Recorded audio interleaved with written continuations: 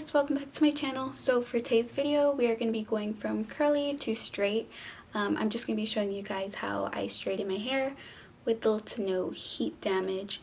I'm recording this video a week after I actually straighten my hair, but I'm actually going to be washing my hair, so I'm probably going to film that, going from straight to curly, curly to straight, like that.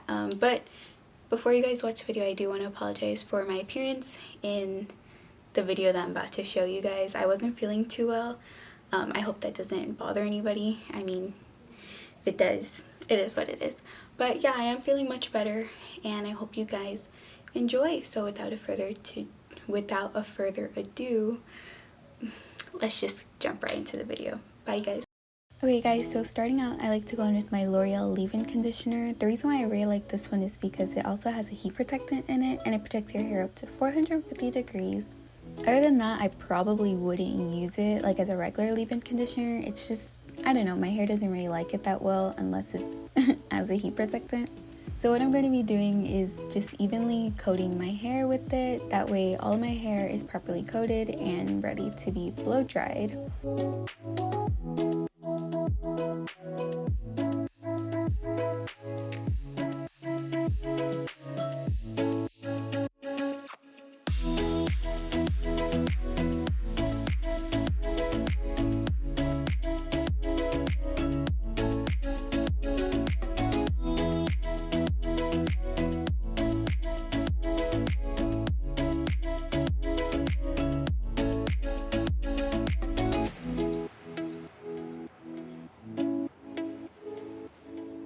After I've put in all of this leave-in conditioner, I like to go in with my TRESemme heat protectant. This heat protectant right here is actually really popular.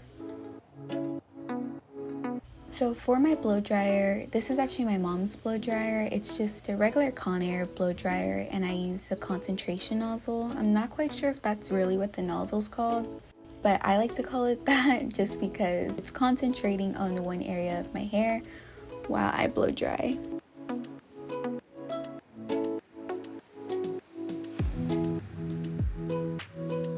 An important thing to note is that when I'm blow drying my hair, I don't blow dry it on any heat. Even though I'm using a heat protectant, I like to blow dry my hair on cool. The reason for this is because I go in with the straightener at a pretty high temperature. Not too high, but I just feel like it's too high to be using high heat beforehand. So that's what you guys see me doing, is blow drying my hair with cool air. And I will say using cool air to blow dry your hair doesn't get it the smoothest. So if you do want that really smooth look before you straighten it, so after you blow dry it, then you're probably going to want to go in with a higher heat for blow drying it. But my personal preference is just to use the cool temperature, because as you'll see later in the video, I don't like that super duper sleek look. I like my hair to have some volume in it. So I personally have no problem using cool air for my blow drying.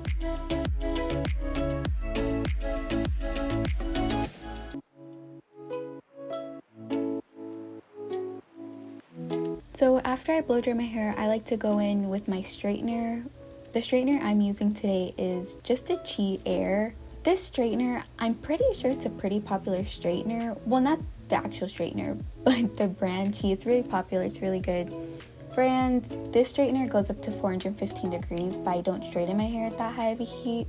I straighten my hair at 300 degrees. You can straighten it higher or lower if you'd like. 300 degrees is just my personal preference. I used to straighten my hair at 350 degrees, but after a while I noticed that my hair was getting damaged that way. So 300 is like a happy temperature that I like to do without worrying if my hair is going to get damaged afterwards.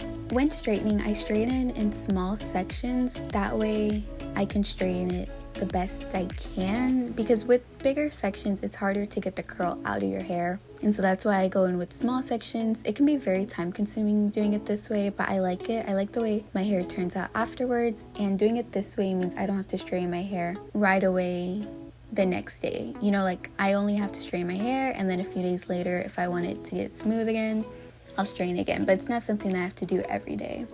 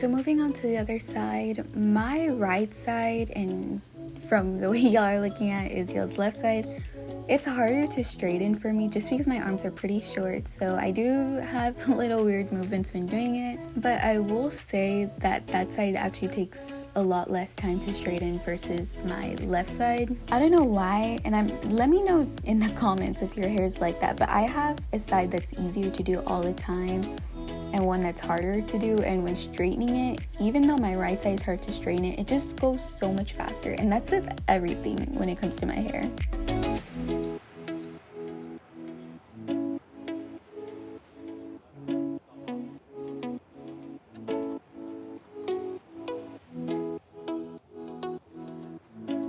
So right here, I just finished straightening my hair and I'm just making sure everything is straightened. As you can see, I do have shorter parts in the front, but don't worry, that's not any damage or anything like that. It's just I got my hair cut and I have layers in my hair, so that's why it looks like that. So I don't want anybody to think I have like a weird haircut or anything, but this is actually my first time straightening it after I've gotten my hair cut, so this is my first time seeing what it looks like.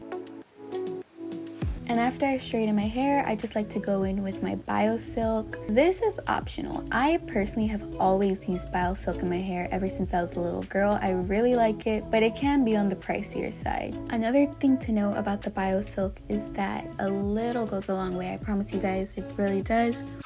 But yeah guys, that is it for today's video.